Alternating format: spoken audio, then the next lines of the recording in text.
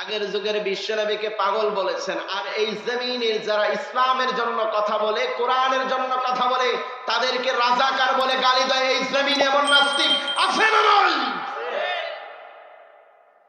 আগের যুগের জামানাকে বিশ্বনবীকে পাগল বলে গালি দিয়েছে।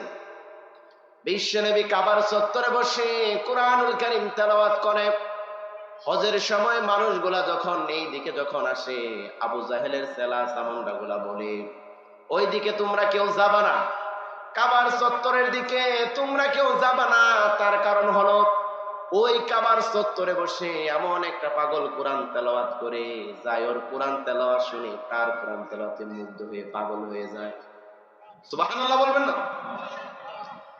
বললো এই কাবার চত্বরের দিকে যাবা না, তার কারণ হলো ওই কাবার চত্বরে এমন একজন পাগল কোরআন তেলাওয়াত করে, কি জানি মন্ত্রতন্ত্র ওরা পড়ে, আর যে তার মন্ত্র শুনে তার বশীভূত হয়ে যায়, সুতরাং তোমরা যাবা না। এইবার বলেন তো, পাগলরে যদি বলে যে লঙ্কা নারাস না, পাগল কি কমে না আরো বাড়ে?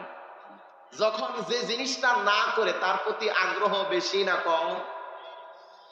এইবার যখন ওদেরকে রাস্তায় না করে দেয়, সবাই গিয়ে কাবার চত্বরে যায়, যাওয়ার পরে এখানে কোন পাগল বলে কি পড়ে, তাহলে একটু দেখে যায় আমরা।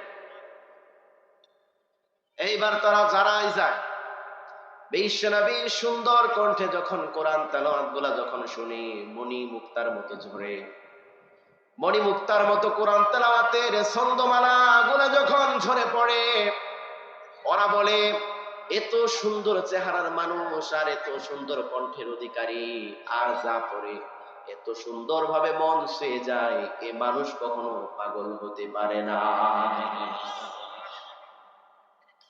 এইবার যায় বিশ্বনবীর কাছে যায়, যাওয়ার পর যারাই কোরআন তেলাওয়াত শুনে বিশ্বনবীকে বলে, নবী আমাদের বিশ্বাস হয়েছে আপনি শেষ জামানার রাসূল, আমাদের হাতে পরায়া দেন লা ইলাহা ইল্লাল্লাহু মুহাম্মাদুর রাসূলুল্লাহ।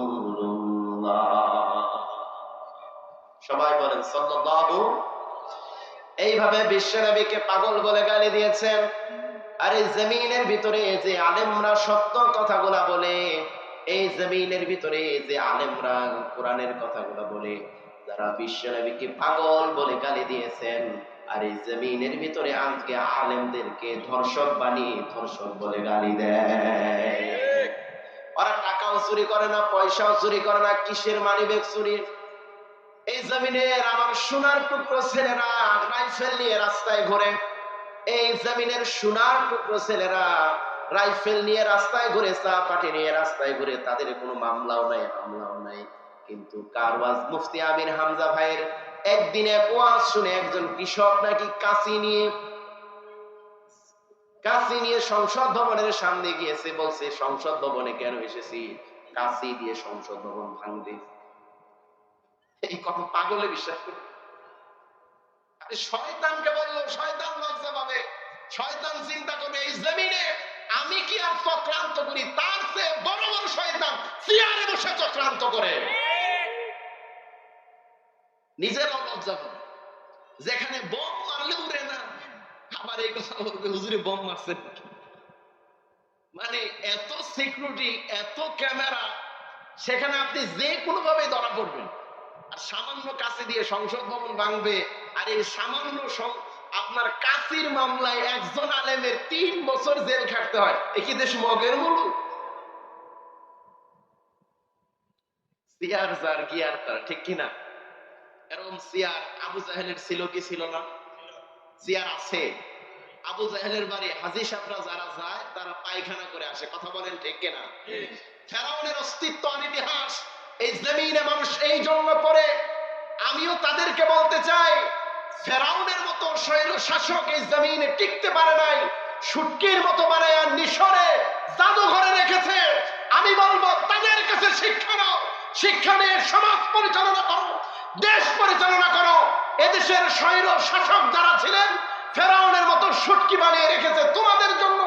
তোমরা দেখে এই কথা শিক্ষা নাও, এই জমিনে যারা